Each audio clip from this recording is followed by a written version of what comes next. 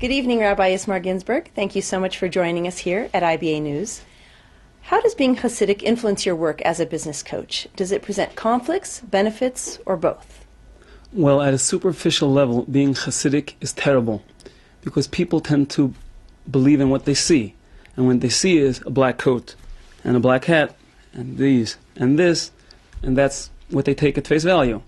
But on a deeper level, once they get to know me a little bit, they see where I've spoken, they see some of my clients, the fact that I have clients from literally around the world, different faiths, different religious, not religious, and they see that I'm able to help businesses of so many different kinds of businesses, then it really helps me because I feel like I am making a Kiddush Hashem. I am enabling people to see that just because somebody dresses like I do doesn't mean that they don't have anything under the hat. There's a lot of discussion about learning from failures in business. How does failure contribute to success? Okay, well, I actually have a client, I'll answer that with a story. I actually have a client who came to me hysterical. He's an author, and he found his book being shared on all the different file sharing sites. So he was basically busy all day long sending notices to try to get the infringing copyrighted material removed. What I showed him was actually having his book pirated was helping him tremendously, because there were tens of thousands of people, if not more, who had never heard of him before, found him because they downloaded his pirated book, and then came to him for consultations or possibly to speak at their corporations. So the way I was able to do that for him was I told him to actually change the front page of the book, to put a different email address to contact him instead of the one in the real book, then upload the changed book to the different file sharing sites himself, and then he would be able to see from the emails coming in how he was actually getting business from piracy. Unconventional thinking like that is often critical to success.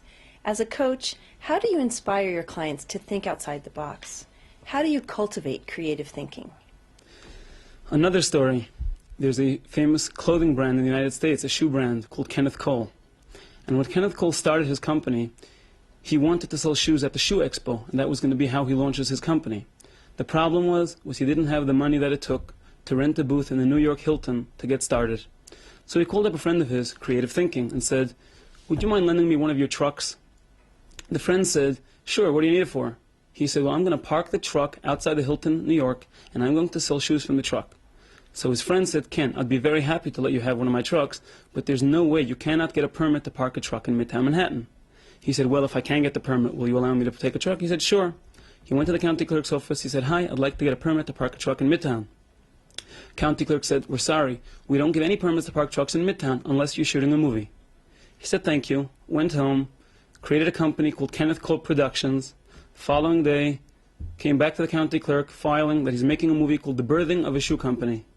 Ended up getting the permit to park outside the Shoe Expo, sold over 20,000 pairs of shoes, and that is how Kenneth Cole started.